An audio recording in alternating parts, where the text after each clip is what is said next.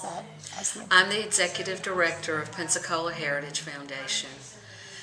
50 years ago, some friends who really enjoyed the history of Pensacola got together over cocktails, so the story goes, to discuss what they could do to preserve the heritage, the rich history that we have, since we're the oldest foundation, our oldest city founded in America. The organization was begun back in 1964 with Mary Turner Rule and some other ladies here in Pensacola who got together, and they wanted to do something to preserve and increase the community's awareness about Pensacola's history, its heritage, and also to ensure the uniqueness of all the architectures that are around and save this for future generations. When downtown Pensacola was in disarray, it was a disreputable section of town, you might say. And Mary Turner Rule went down and through letters to the editor, dealing with politicians, had talked to them about revamping downtown Pensacola. And so they really concentrated on the Seville area.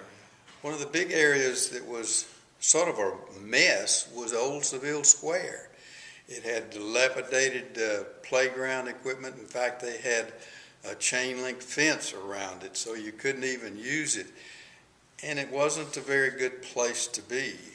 And so this group of ladies and gentlemen got together and worked with the city, and they started a project to recover and make something great out of the Seville Square. And so you can see what it's turned into today.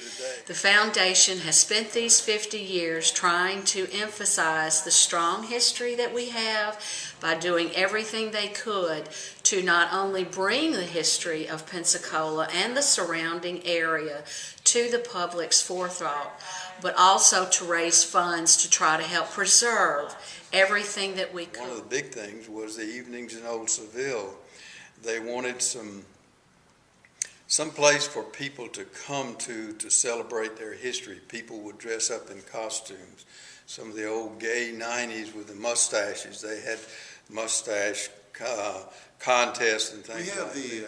We have lectures now. Mr. John Appleyard is a master storyteller. We use him as our lecture every other Thursday. We're offering a $1,000 scholarship to a senior in high school in our area that we offer to the public is called Brunch Betwixt Buildings. This is it's like a field trip that we put together. We have a committee who decides on 2 or 3, 4 historic houses.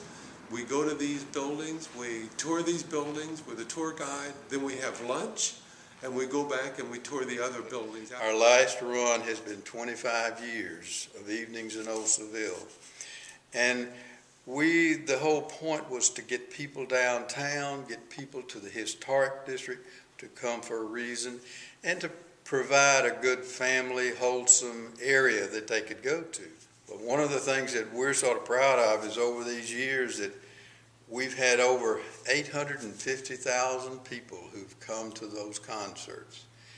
And if you look at how much money was raised to bring on the entertainment, to pay for all of that, I was figuring on it the other day, we've contributed back to the community about $1.25 million in funds that it took to put on all of these concerts for the last 25 years.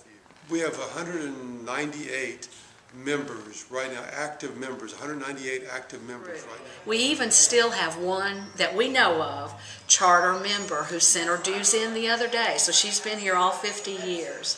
I think that is a fabulous heritage. So Pensacola Heritage Foundation is quite honored to receive this Philanthropic award. They certainly are deserving. It's been through the hard work of several people in Pensacola's history. Thank you very much for this recognition.